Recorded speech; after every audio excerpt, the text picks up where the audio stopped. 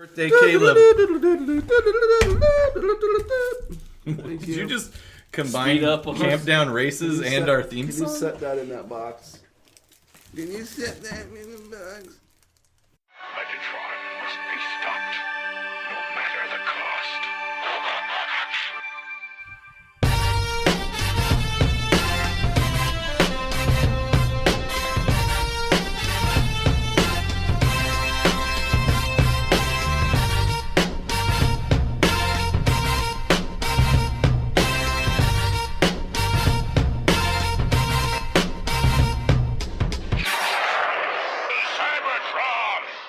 Hello, ladies and gentlemen, and welcome to the Autopod Decepticast, your weekly podcast that delivers a minute-by-minute breakdown of the 1986 Transformers movie.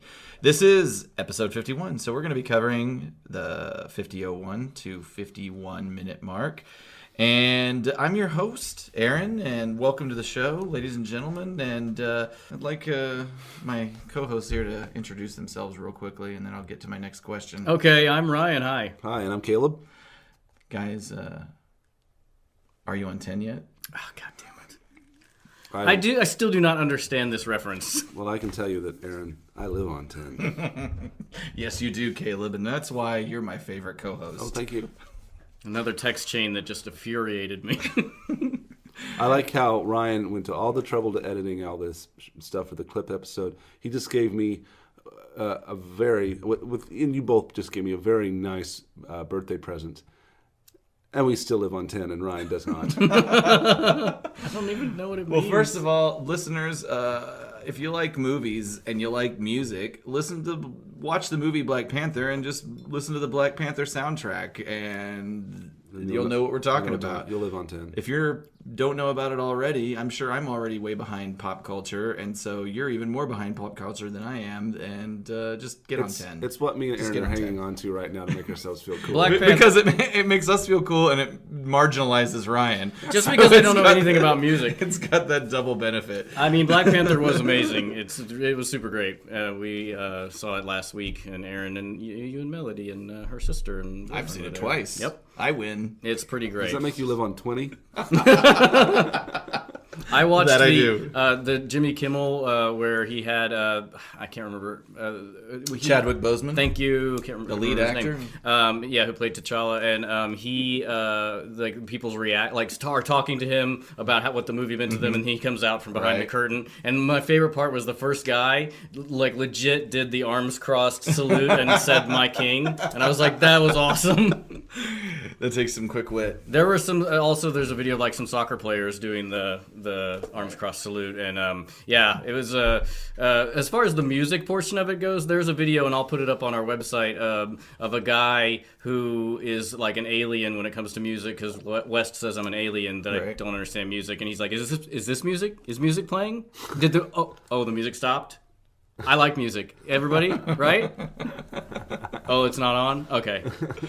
I will say that Melody and I, we went on vacation, or a little mini vacation, up to wine country in Herman, Missouri last weekend. This is part 2 of our real white kind of upper class podcast. Just driving 3 hours to go to a little tiny burg isn't like that. Anybody can do that. We went to wine country. We invented our own version of the Black Panther handshake, where they kind of pop each other. They pop each other. Yeah. They do this, and they snap, and then they go up like this. But her version and my version is like a double pop and then to X, because we had it wrong. But I got it. All I know is I'm probably not allowed to do that. Don't do that in the world. She has a little, because she is Filipino, has a little bit more credibility in pulling that kind of thing off. She'd still get side-eye, but probably not be like, what the fuck are you doing? But well, I don't know. Donald Glover, the comedian and actor, says that Filipinos are the black people of the Asians. Well, I will just say, black people are not a monolith. They don't all agree with everything every black person says. Well, just like every other culture. It's weird. Race or subculture.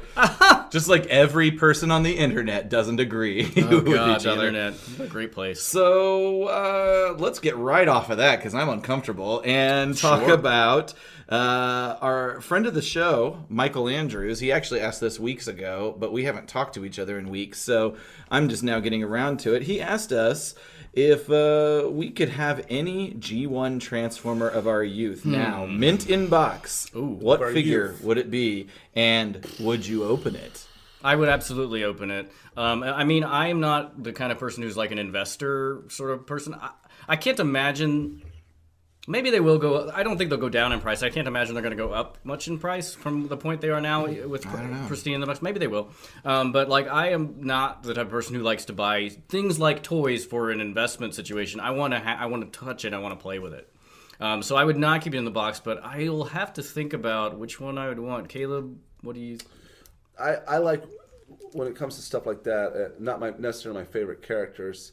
I mean, my easy answer would be like Shockwave, but if I got a Shockwave, it'd be really hard not to open it out because the awesome thing is he transforms into a gun that you can actually like play with. It had sound Has effects. sounds, yeah. But if I was going to go for something that I would want to keep in the box, maybe I would go for the really old ones, like again the Huffer, like the real small basic ones that are real random. Yeah. I like those. You could hang them on your wall on a hook kind of thing. The boxes. Yeah, they had those like the like hold cut it. out Yeah. for the I retail. didn't think about that. Like I would literally make like a side, like an art display like would be a hang up. It'd be a side cap. Yeah. I just put up a side cap display. Yeah, because they of my original in the box toys. Once again, industry terms. Has anybody ever done that? Have you ever seen someone's Transformer collection? And it's all still in the original boxes, and they just have it displayed as if I don't it's know. in a retail store. Often you see, I'm sure people people will do buy that. glass I love it. cases and Yeah. put boxes in the glass cases. I follow the I would toys, do that. the toys that made us on Twitter, and they constantly are tweeting pictures that people send them of their toy collections. And there's a lot of Transformer stuff on there, a lot of GI Joe. That tweet or that text that I sent to you, Caleb, with the space shuttle, the GI Joe space shuttle, which was so awesome. That was on the toys that made us. Ugh, Put that on the website. huge. That box is that toy is enormous. It was, yeah, and we talked about the aircraft carrier. I can't remember the name of it. I don't remember. Anyway, but yeah, the aircraft carrier, which was like the golden thing that you wanted if you. I were want a to G.I. say Joe our fan. friend David S. had that growing up. I had the base. giant. I had the GI Joe base, and I've already talked about this. And my mom sold it in a garage sale. She sold the base. I had the Dune buggy, a tank. So you got both base. The base were full. I had it. All my characters in it that could run it. And I even for a brief time had a Cobra, the weird black tank. Oh, that was Yeah. awesome. Yeah. I love that thing. My mom's- With the double barrel thing? Would it have double that's barrels? right. That's right. My Those mom are so sold cool. all of that in a garage sale for $15. Happy Oof. birthday, Hattie. Yeah. So let's talk real quick because I had a couple of those sort of like base-like things in my it's like basically the little boy version of the Barbie Dream Sure, House. yeah, exactly. And GI Joe had several of those things. I had the Voltron Castle. Oh. Do you remember that? Yeah. That I would use. I didn't play with Voltron that much. I did have all the lions and maybe some of the little guys. But I would use it as a stand-in like almost every weekend for a period of like a year. I would reenact Transformers the movie with my toys in my room at my grandmother and great aunt's house. That's what I would do if I didn't have a friend over to spend the night and do. I just thought you were Secret going to stop Cities. with if I didn't have a friend. No, but I would use that castle as my stand-in for Metroplex and Autobot City. But it was a pretty cool. You'd open it. I mean, it looked amazing. It had all these little compartments with guns that would come out, and you'd open it up like the Barbie Dream House, and people dancing along on the different levels. I did the same thing with. I got Snake Mountain from He-Man. Oh wow! And that was my favorite Christmas gift I've ever gotten. And it had like a snake microphone. It wasn't even a microphone. It just had like a little vibrating thing in there, which made it sound weird when you talked into it. I used that for Transformers. And there, I'll put this up on the website too. But I like how we just made everything for Transformers. Yeah. Except for Caleb, who actually liked G.I. Joe. I have a picture of where I set up a war, and it's not even just Transformers. I've put in other toys, like I think there's a stuffed dog in there that was an animatronic dog on my couch, and this must have taken me hours to set up, and then I just kind of looked at it. As to what Transformer I think the G1 I would want in mint condition, the go-to is pretty Prime, but I think I'd want one of the weirder ones, like maybe Ironhide, because those were so strange. Yeah. Because they were just repurposed. I never saw those in real life. I never didn't tinkered either. with an Ironhide or a Ratchet. And I feel like I tinkered with a lot of them to one degree or another. My one that I miss more than anything, and I wish a third-party company would make a Masterpiece version of this because it is a glaring hole in the modern Masterpiece collection, but is Skylinks. I feel like the original G1 Skylinks it really was a masterpiece unto itself. Like it was pretty good. So strange and different, and I've done research on it since then, and actually it wasn't technically, it was kind of like Jetfire and a few others in that it was a licensed property that Hasbro licensed and brought into the Transformers line. And they actually couldn't sell that character in Japan as Skylinks as a Transformer because it so was a much competing, like it was a competing tomfoolery line. with the licensing. But that was such a cool toy and cool character, and I would probably here's what I would do. I would love a mint version. I'm not a person that likes to keep things in boxes either. But I wouldn't buy a mint version. I would just find a decent, good version that was just laying around that somebody wants to get rid of. But there we go. I will say not Transformers, but like a toy I wish I still had that I had as a kid is the original metal Voltron. I had that. I remember saving up my allowance to buy that. Oh, the little one, and it shot the lions out of it. It was kind of little, I guess. Yeah, maybe like mine was 18 bigger. inches. It was plastic. Yeah, yours was plastic and bigger. But Mine it had was, the compartments, and you could put the characters in them. Mine was probably 18 inches. Had no characters with it, but yeah, Right. it shot the lion hands and And you could disassemble it and make them lions. Yeah. Oh, that was awesome. it was great. I remember saving up my allowance for months to get that, and I wish I still had that. Voltron's made a big comeback. Caleb's kids are into it. True. They formed The new- Voltron on his ass. They do. On his ass. Yeah, the new animated series is really good. I like it. They got new episodes out too, by the way. Do that just now? Within the past It just dropped. 2 days. Yeah. Oh. New episodes, yo. I'll have to actually just watch it. It's good. in general. Watch from the beginning. Last episode recap. We, as viewers, were introduced to some intimidating-looking junk jerks. Did you come up with that yourself? Yeah, I love it. I'm original. It's good. Hot Rod picks up the pieces and reassembles the old shit piece. Second bite at that apple. Well, the last bite, technically, to a listener, was a week ago. So I feel It's free true. to bring it back It's up. true. And it's a reference. Shout out to Dr. Smooth. Those videos have been. I never stop laughing at those Dr. They're Smooth pretty great. videos. That one is the best one, I If think. you're a Transformers fan who does no connection or doesn't know what Dr. Smooth is, YouTube it, Google it. Do it. But I'm sure you do because there's millions of hits on these things. It's not like it's underground. And last week I put up that video on our podcast page. Oh, did you? Of Okay. the I'm sure shit that piece.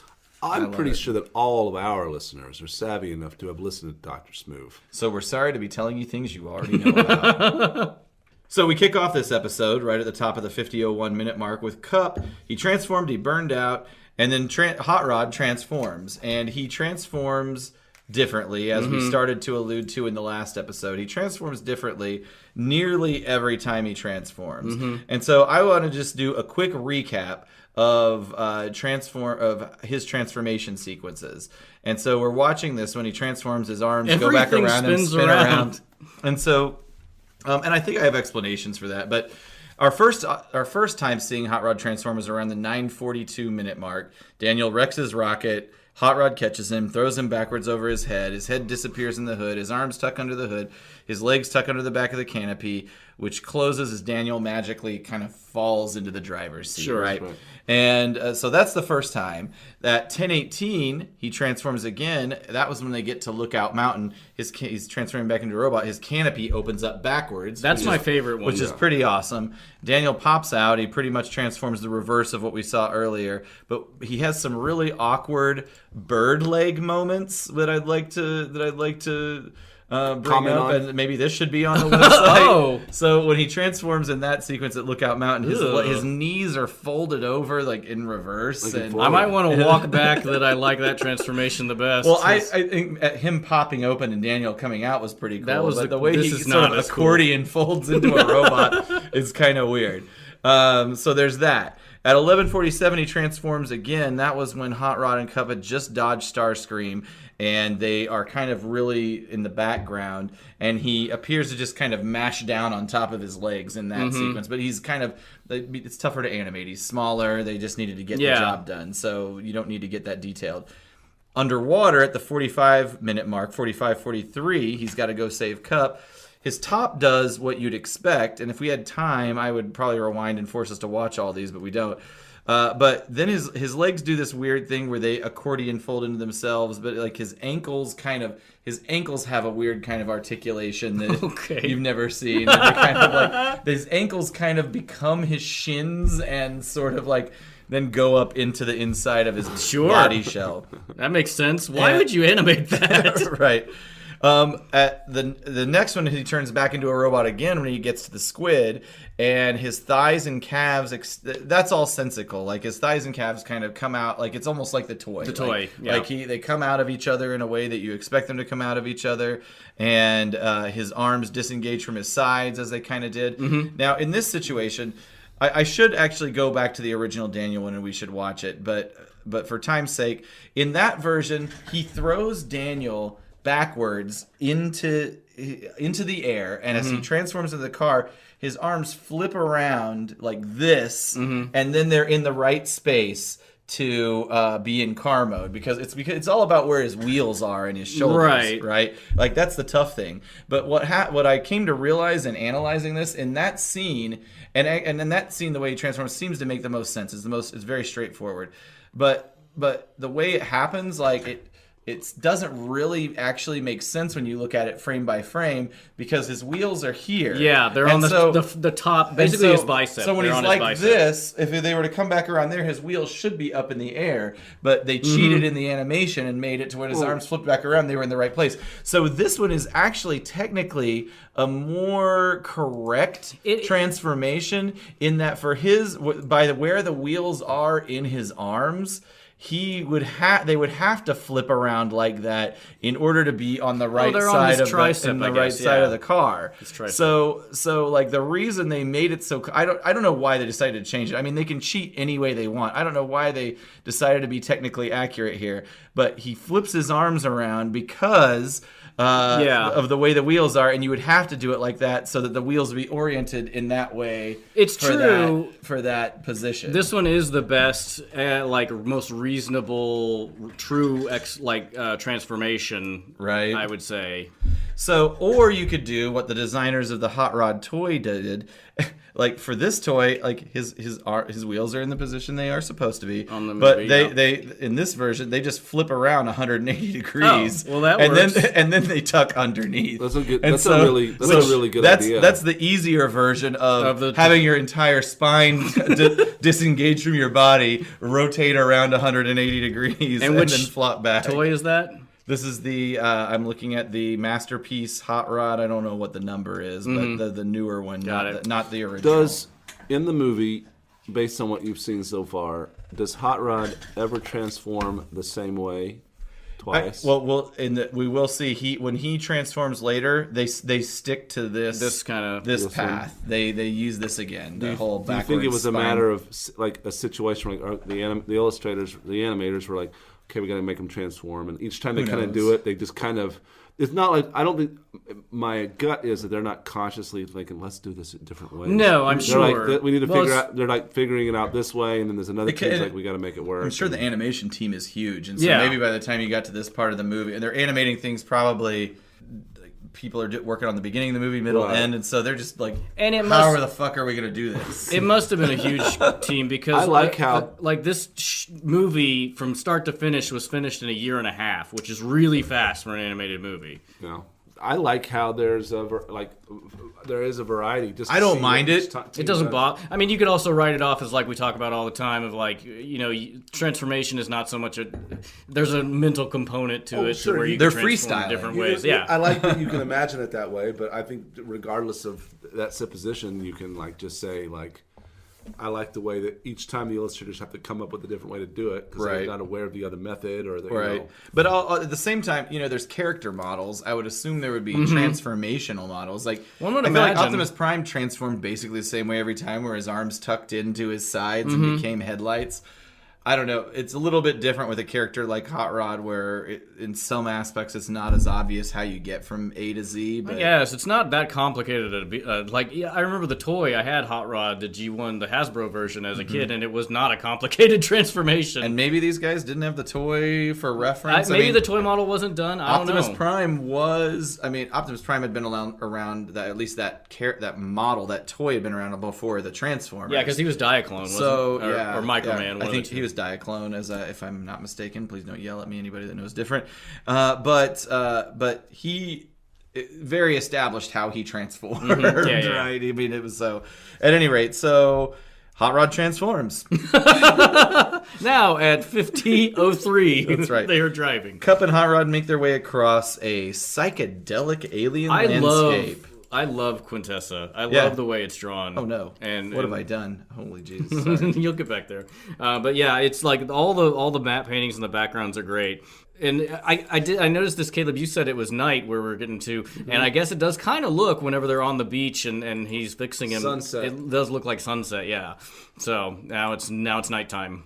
And they Tokyo drift up next to a pool. Like you were just saying, the undersea backgrounds were great, and these were just as amazing. They kind of did you guys watch Samurai Jack? I did, yeah. Like just the style kind of it reminds me. I mean, it's not that sort of mid-century 50s style, but the kind of the shapes of the forms remind me of the 50s. Not so much like the textures and right. Obviously, this isn't as flat as that kind of style animation. They've right. done a lot of work to bring depth into it, but just the shapes and the way that things are composed, it feels very mid-century, mid-century modern MCM. And so from this pool of energon in front of them, a strange reptilian robot emerges from the energy pool. The guys are shocked. They step back a little bit. Rod's about to start gets his blasting. blasters out. Yeah. But Cup holds him back. And several more of these metallic creatures emerge from the depths. How do you guys feel about the designs of these characters? The Allicons, if you will. Is that what they're called? Well, they actually, I don't know that they ever had, at this point in time, they did not have an official name in the Transformers universe. There was never a toy created, but that's a name that's been adopted. Yeah, I think that's what it is on the TF Wiki. But I like them. I guess up until watching... I guess I do remember it. I kind of, as a kid, conflated them with the Sharkticons. Right. But they seem like they're relatives. They're cousins. It's a pretty cool design. Again, this is all fluoro dairy stuff. But I like them a lot. Yeah, I thought they were cool. This in front of us here is God, I should remember the name of the third-party company. It's not one I buy from a lot, but there's a little tiny Allicon toy figure. I'm sure we'll take a picture of it and put it on the website, but it looks pretty legit to the animation it's not bad model for here. like a tiny little toy. It doesn't pose very well, and it was like $30. That's way too much to pay for that kind of thing. I'll put a picture of it, but it's maybe like 4 inches tall. Also not mass produced, so they don't get any economies of scale on it. But, these guys start to approach. It doesn't seem, I mean, even though they kind of have evil faces, there's not necessarily menace. Nobody's at least Cup certainly isn't assuming menace for sure. And he says, you know what? It's time to break out the universal. Oh he's going to do some diplomacy here. It's universal except for Hot Rod. That's right. Who doesn't know what it is? That's right.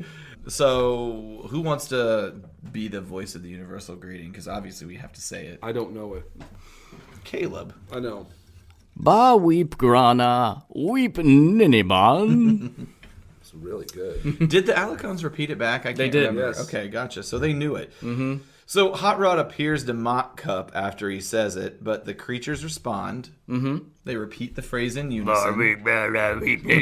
Yeah. When Cup says it, who's the character? Who's the person that did his voice? Lionel Stander. Doesn't sound like Lionel cleared his throat before he did it because it's like.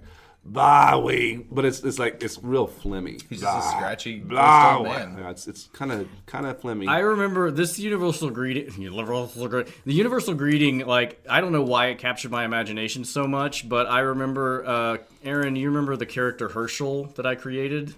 Oh, we're digging to the depths. I'm going to try to find, if I can find a comic strip. Herschel was a comic strip character that I created, and that's in severe air quotes. He was his Garfield knockoff. He's a Garfield ripoff.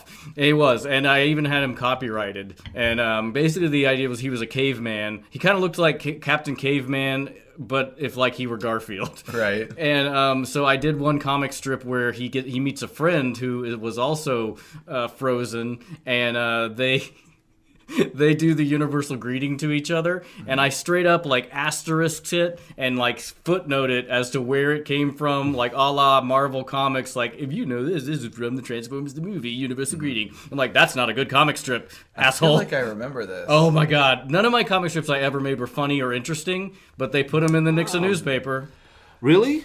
once. Do you have it? I doubt it. I wonder if they have archives. Oh, I want to take that up. We'll get in Do- the old no, microfiche. They do have it in archives, but can you? All right, let me write this. Do you know what year, roughly, that happened? Ooh, gosh. It was probably 5th or 6th grade, whatever year that would have been. That's a lot to look through. Was it a weekend edition? Was it a weekday edition? Probably like a Tuesday edition. You know what? If you just call them up, they probably remember it. They were like Ryan Jett, young illustrator who marches to the beat of his own drummer.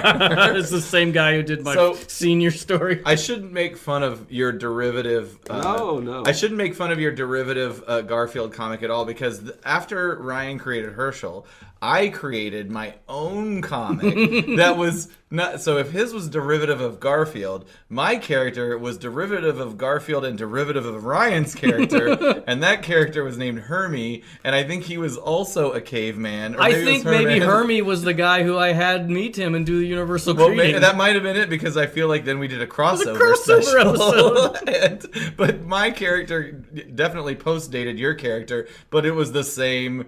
Like, I don't know. I wasn't original. We did this I was all the not time. original. We did this all the time. Remember, we had a We were 8. We did a G.I. Joe parody called G.I. Pod, but you started it, and then I was just like, to hear you tell it, you're like, well, this is mine too now. This is what I said you to started it. Did I? No, you started it. Oh. Wait.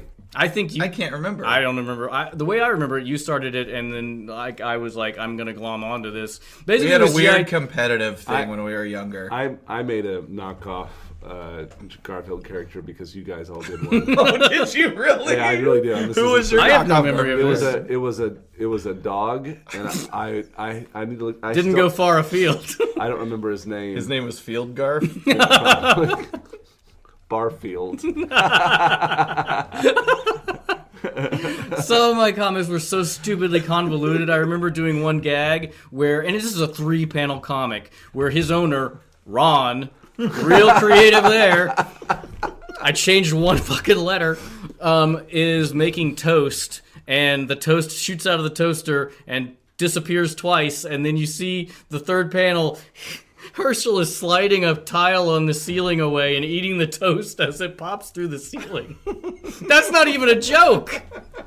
Actually, that's pretty funny. It's really crazy. It's pretty funny. The presumption being that he rigged the toaster to pop it up really high in the air, And then so hit he in could get in there, like the tile ceiling style, the drop ceiling, and pull away the tile, and like Mission Impossible style, I guess, like grab the toast and eat it for himself. Like, no, I get that's a sophisticated but comic. also he for, was a YouTube. caveman, so it's real. I'm playing off the Garfield can't do human things, but he could have just made toast.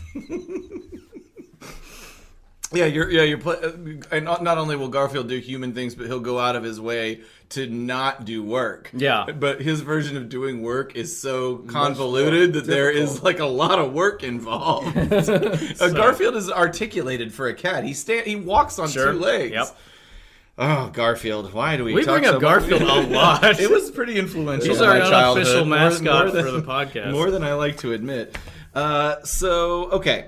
The universal greeting, and Cup is pleased with himself at this point, right? Because he offers an Energon goodie. I will say, okay, go ahead and play it, because I have some issues coming up here. Oh, do you? All right. Oh, wait, I know where you're going. I think you probably do. So Cup's gonna tell these guys it's time for an Energon goodie, but where Cup stores his Energon Yes, goodies yes. is dubious. It's problematic. So like, I get that that's supposed to be a belt, but he's reaching. But it is his dick. No, Like, and if he has any size of penis, he's touching it. that needs to be a gift because he jerks around in there, yeah. pretty like fast. I mean, he has crotch snacks. Like, why? It's straight up, you're keeping your Energon goodies with your dick. I Yeah, never that's noticed just- this. I before. never did either. After watching it critically for the purposes Can you of this. rewind that? Let's see that one more little time because I- he vigorously. Oh, yeah, he's jamming it in there, like rooting around like a little raccoon. Watch this. Here, I'll just let it play. Yep. That does need to be a gift. That's like the opposite of when I Look how happy he is. that's like the opposite of when I wash my asshole. Like I kind of no. jerk around in there a little bit. It doesn't feel terrible. Sure, but I mean, maybe we all do, but this is a cartoon. And Hot Rod Speaking just... of Rod asshole, looks that ashamed. seems to be speaking of asshole, that seems to be where Hot Rod stores his Energon At 50-42. because he's reaching back there and he Pulls it out of his ass. Pulls Wait out a a little minute. case himself. I just thought he was looking disappointed at what Cup did, and you just showed me him like He pull grabs something it out of his ass. pulls it out of his I guess ass. just like people in the 80s always had like a pack of fanny pack? stick gum with Oh. them. Oh. And so it's like, What? where you got that gum? Wait a everybody minute. can So just do all the offer up Energon Transformers goodies. have a little Not only do they Energon have, stash hidden in their keistered? not only do they have the Cavities for the- Cybertronian Swiss Army knives in their bodies, they have little double mint gum Energon sticks gum. of Energon that they can just offer Damn. up. I assume maybe they suck that from their own reserves, perhaps, to create that. Maybe, but then or- how could they be empty? He says it's getting expensive. Yeah, It's yeah. some kind of maybe it's form currency of money, some kind of currency. Yeah, But except they eat it. Caleb, at this scene, whenever he pulls out, like, when Cup opens his dick patch, I thought of whenever you were talking about, like, Ultra Magnus having a matrix hole, and, Yeah. like, if Hot Rod opens his, it's just a bunch of cigarettes Yeah. and beer cans fall out. Yeah. I've just imagined what's in Cups after Oh, all God. these millennia. Yeah. I don't even want to speculate. I like to think like Brack's butterscotch candies. Would you like Yeah. a Werther's? Yeah. Werther's original. So Yeah, what were you, poor? You didn't get Werther's? You got the Brock's candy? my grandma was all about the Brocks. I man. loved, and oh my god, I think I've talked about this before. The unit seemingly hated like strawberry candies with the gooey center, the hard candy with the gooey like center. I those? love those. I love I them didn't as a like kid. those. They always have an element of tasting stale. Yeah, but I they still- come but I out. still They're liked them. manufactured stale. They were multi-sensory. or they warehouse them for 12 years like Scotch. Maybe that's what it is. Maybe they're I made them just so it would be disgusting. and they are. I think if I were to eat one of those today, I would not enjoy it. Probably but I did not. like it as a kid. So, Allicons are rushing our friends here. Mm-hmm. They nom all over those goodies. And while Hot Rod, as you said earlier, he says it's getting expensive. Cup tries to placate him a little bit. He insists the creatures are going to reciprocate. And Which I think, I'm 95% sure this movie is where I learned the term reciprocate. Right. I figured out what I went straight to the Webster's to figure out what that word meant. Thank you, Transformers the movie, for helping us with our vocabulary. Yes, right along. And the creatures, at a certain point, the shot reveals the creatures. They're shoving the Energon underneath their mouth plates.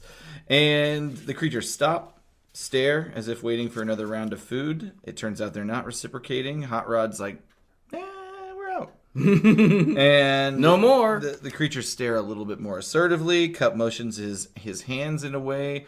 And clicks the little container. Yeah, which, by the way, that's kind of like a Pez dispenser. Yeah, that's what I thought too. And so he's indicating that it's empty. And that is where this minute comes to an end, gentlemen. So I don't know what's going to happen next. I will say Hot Rod is drawn really well in this. I really like the way he looks in this minute, especially. He's got a funky pug nose here at 50, Well, 56. It's But it's an upshot. it's so. a youthful. He still looks youthful. I actually really like the design of those characters. I wish they'd made a toy. They did make a Sharkticon toy, but I do think that they are designed. It is an interesting design that's different than anything else we see. Mm-hmm. Especially the heads with the mask. It has like the Optimus Prime mask, but they have mouths over top of it where it opens and talks. I don't know.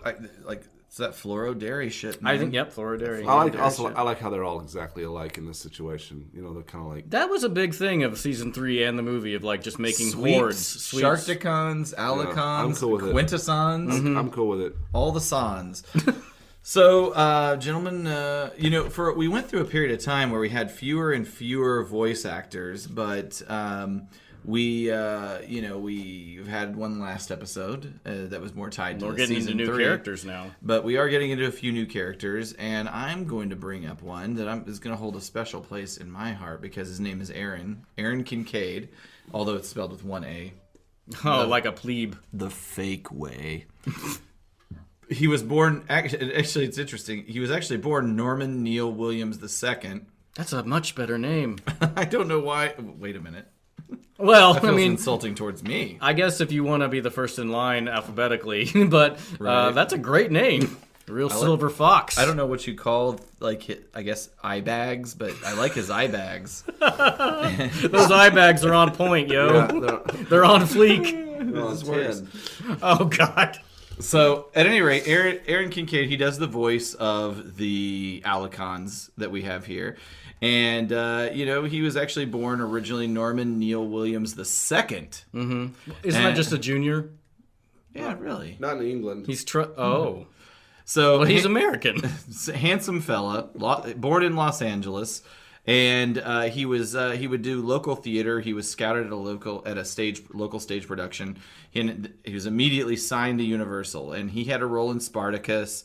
He had a regular role on a sitcom called Bachelor Father. I want to see Bachelor Father, but because then- that sounds depressing. Well, what you're really gonna want to see is what comes next in his career, because this guy was like the king of 1960s beach movies. He was in all of them. And I just want to talk about the names of these movies for a second. All right. So this was his niche. The Girls on the Beach. Very literal. Yep. Beach Ball. Yes. Then he did a film called Ski Party, which is like a beach movie in the mountains, basically. Yes. Dr. Goldfoot and the Bikini Machine. Holy shit. So Vincent Price is the titular character. by the I've got to way. get my eyes on this immediately. I need to see what this bikini machine But looks like. I gotta What does it do? Does it take them off or put them on? I gotta tell you, they made a sequel to this movie. Holy shit. It was called the Wild Weird World of Dr. Goldfoot. Okay. And our friend Aron Kincade was in that. As well as the Ghost of the Invisible Bikini. What the fuck? So that's just nudity. That's just being naked. No. No, wait. the ghost. I mean, it's an invisible bikini. wonder- It's already invisible, but then it's a ghost of an invisible bikini. Holy shit. If you get a double invisible situation, is it visible? Yeah, I don't it's a know. double negative. Do you think the ghost of the invisible bikini is Oh. friends with the ghost of the The iconic moment, we have a new character. That's something to work out, perhaps, Yeah. off camera. I'm gonna write that down. Oh, yeah. They need to meet each other. Or And It's then like his sleazy friend that's always getting action Some and he's dirtbag. not. He wishes he could get action like the ghost, his friend, the ghost of the invisible bikini. he doesn't He's like, have a hey, I'm the ghost of the invisible bikini. What up, girl? he doesn't have a job. He just stays on people's couches. But he's very good looking. He's got that talk. He's always cock blocking the ghost of the iconic moment. He's good looking. Ooh, I He's love got it. swagger. He's got charisma. So anyway, I wouldn't say he's. I just think he's a dirt ball that gets some action. Okay, go ahead. Mr. Kincade, a.k.a. Norman Neil Williams II, made a few other movies in the 80s. He eventually picked up voice acting. He was in the Smurfs. He was the Iron Sheik in Hulk Hogan's Rock and Oh. Roll Wrestling. Anybody remember that cartoon? I do. I do do. too. I was I just do. talking about that the other day of how the wrestling was ubiquitous in the 80s. You couldn't get away from it. Nope. I didn't even like wrestling. I didn't watch wrestling, but I watched that show. I did watch that cartoon. And I bought the figures. They had like these they were cool. rubbery, cool figures. Anyway, DuckTales, Batman, Ninja Turtles, Freakazoid, and for Transformers, the Allicons, as we mentioned, he voiced a character called Clementia, who was the it sounds like a disease. he was the quintesson that brought Optimus Prime back to life. Oh. One of the sweeps. He also played Dr. Morgan. You may remember him as the father of Jessica Morgan, who lost her legs during a battle in the Return of Optimus Prime, and therefore he hated Transformers because of that. And he created the hate plague. Mm-hmm. And but my favorite voice that he used that he's most notable for in the Transformers universe is he is the voice of Skylinks, and the lovable cat bird shuttle thing downstairs mix up of a Transformer. We mentioned it before. I had that toy as a kid and love that toy. Skylinks was insufferable. he was such a Call the Primitives. Exhibited that perfectly. Episode. This guy got paid on season 3 characters, but later he retired from all of this biz. He changed his name again to N.N. Williams II. He is the prince of voice actors. And he painted landscapes and seascapes and sold them in galleries in Laguna Beach. Have you guys ever been to Laguna by any chance? I have not. Laguna Beach? It's an interesting community for sure. A little southern SoCal art community, a lot of money, a lot of art, like a lot of little art galleries. But so maybe it's time for a script deviations. I'm hoping that Ryan has more craziness than this, but this, Aaron here speaking. my script, the only real deviation is that it says that it's Sharkticons that arrive from the marshy area. So I think originally they envisioned Sharkticons, and at some point down the line, and this is my script is fairly close to what we see on screen, or closer to what we see on screen than what Ryan's is. So even at this point, they decided that somewhere between this script and the screen, they invented a whole new race of characters or ethnic group or whatever you call them from a Transformer These are Allicons, perspective. right? And, I mean, that's more work, so I don't know why they do that. But Allicons seem to have more intelligence than Sharkticons. I think Allicons... actually, I did have I don't know. I think that... Well, they can speak. Sharkticons can't even talk. So, I don't know. It's like a middle race. And we talked earlier about how it's theorized or that all these creations on the planet of Quintessa are experiments. And they're also experiments of the Quintessons. So they've got some sort of lower level, the fish and the he squid gave them below simple the brains. sea. They've got higher level, which might be these guys, the Allicons, and then sort of a middle level, which would be the Sharkticons that have a little bit more intelligence, but at the same time, they still just keep them in a pit. They're goons. They're goons. They are goons. They're all different versions of goons. So, Ryan, what is your... in the margins of one of this, I'll skip through it because I actually wrote so wordy because it just goes on for... This goes on for 4 pages. But I'm going to... Scene? Yes. I'll sum it up. Good God. Basically, Aaron, as you said in the last There's minute... more time of him wrestling around in his crotch pocket. 3 of the pages are that. Wait, that's not it. Nope, that's not it. As you said in the last minute, Aaron, Cup transforms and it's evident that a fender was misplaced and a wheel mounted improperly, so he wobbles and rides unevenly with much chugging and oil spewing. And then Cup says... There's going to be oil spewing once he reaches into that belt. Oh, hey-oh! Chug, chug. Ba-boom. Skeet, skeet, skeet. Chrome cross coots of Cybertron. I told ya pot was missing. Of all the ding-brang circuit glitching diode blowing dimwittery. So that's where that comes in right there. Good Lord. Cup is using a homing scanner to try to find the Dinobots is what's happening. And Cup says, hurry up, I'm getting a peculiar alien reading. Hot Rod transforms. He looks off into the area in question and says, we're wasting time. The Dinobots might be in trouble. Or maybe it's RC out there, surrounded by aliens. Oh, call back to potential romantic feelings between Hot Rod and RC. Yeah, and it's Cup. He doesn't care about Springer. Cup basic, that's Ultra true. Magnus. Ultra Magnus, Blur, Perceptor. Ultra Magnus, our new leader, might be in trouble. No, it's all about RC. I would hardly call Ultra Magnus a leader. Fair enough. But then Cup literally gives him the palm and is like, I'm the one with the fantasy stories, remember? Which is the fantasy story. Weird. Fantasy story. So, I guess that's Hot Rod's fantasy of she's in danger and he has to save her. And then they haven't even encountered the people yet where Cup unhinges a small case at his belt, or dick, and presses a series of buttons. Small case. In his junk. And in this one, the universal greeting is shorter. It's just grog, weep, ninny bong. Grog, where is it? Where's it written? But it's Graaaaagnah, wheep, nini bong. Graaaaagnah. So the wheep, elements nini are bong. there. I guess they feel like they had to extend it, make it more magnanimous, which I think is a good choice. Sure. Is Yeah, I like magnanimous it. a word that makes sense in this conversation? What? No. And then they encounter, and in my script too, Aaron, it says Sharkticons. And then he gives them the universal greeting, gives them the treat, and basically, gosh, there's so that we can entirely skip that whole page where he's just trying to get Hot Rod to repeat the greeting correctly. I'm like, I don't know that. No, Hot Rod. You say it like this. Don't. He literally says, "Don't forget to smile." It's not, well, in the way it's presented, it's not that tough. It's shorter than the one we see on screen. Hot Rod says, "Eating out of our hand, huh? If we don't get out of here soon, they'll start eating out of my face." Oh God, that's problematic for many reasons. And then Cup takes a beat and looks around at all of them, and he socks several Sharkticons aside and runs interference for Hot just Rod. starts hitting them? Yep, and says, "Go, lad!"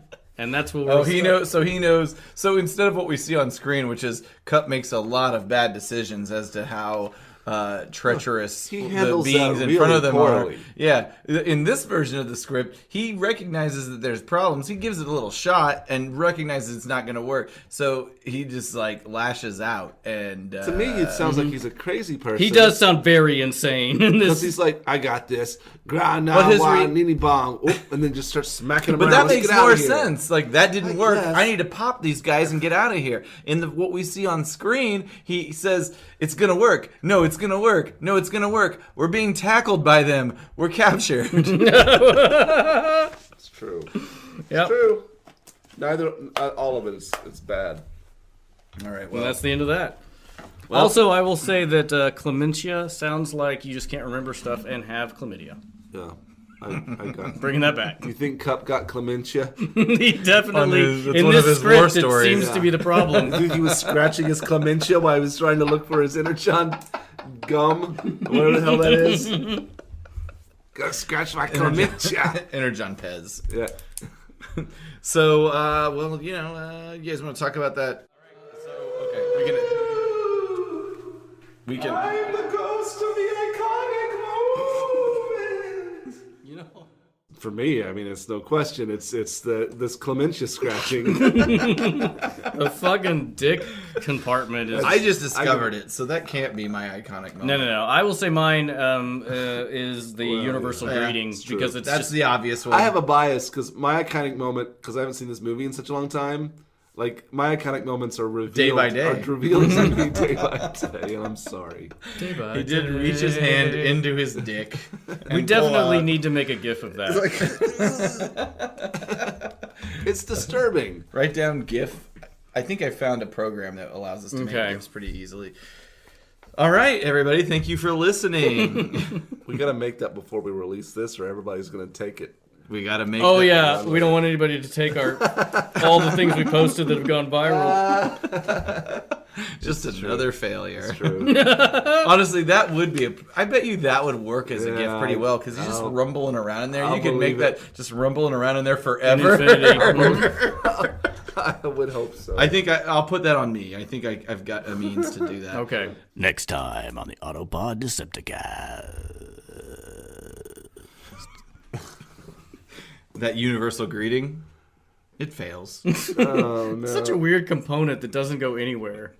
I like Cup, it though. Cup is reminded of yet another war story. Whoop. And we meet a rather judgmental new character. All kinds of new stuff coming in. All right. So thank you for everybody. Thank you for everybody. For and from. Thank you everybody for listening. We're on iTunes, Stitcher, Google Play, and TuneIn. I don't know if we've ever established TuneIn's value to this equation, but I don't also at the same time don't want to insult a company that I'm sure is probably more meaningful than I understand. Okay. I mean, they exist, so Yeah, fine. they have a board of directors and everything. Follow us on social media, Twitter, Facebook, and Instagram, all of them at APodDcast, and of course the web presence autopoddecepticast.com. I'm trying to remember what we talked about this episode. I will desperately try to find some of my old comic strips to put up there. I'll put up the bit of Hermie and Herman. Yeah, I'll try to find that. Hopefully, we'll have a GIF up there. We'll also put on Twitter if we can figure Cup that jacking off, how that basically. fucking works. And that's it, guys. Bye. Bye.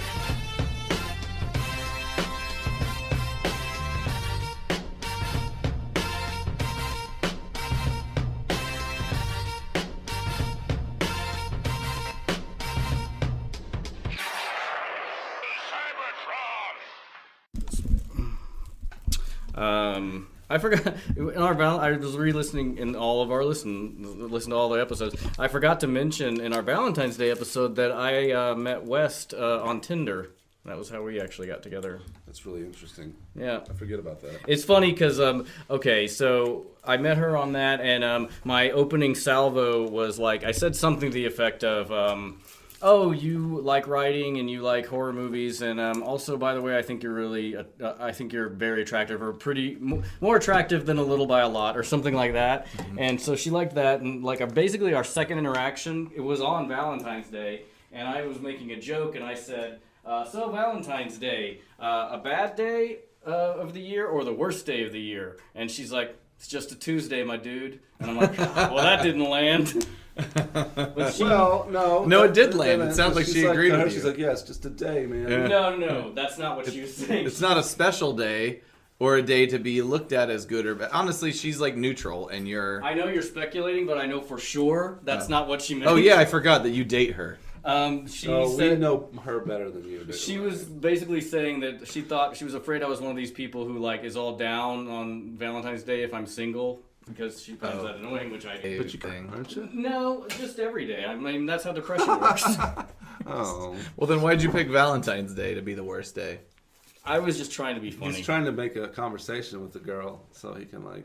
But it worked out. I'm glad she overlooked your buffoonery. Mm-hmm. Okay, here we go, guys. Went and had sushi. And then what'd you have? Oh, no. Well, then I had a different kind of fish. Oh, gross. That was very gross. Very disgusting. Kind of a pussy fish? That's right. I got that sweet, sweet pussy fish. I was hoping you got a little of that blowfish. The elusive fugu. 1 in 10 times you'll die. Blow cells, where we sell good.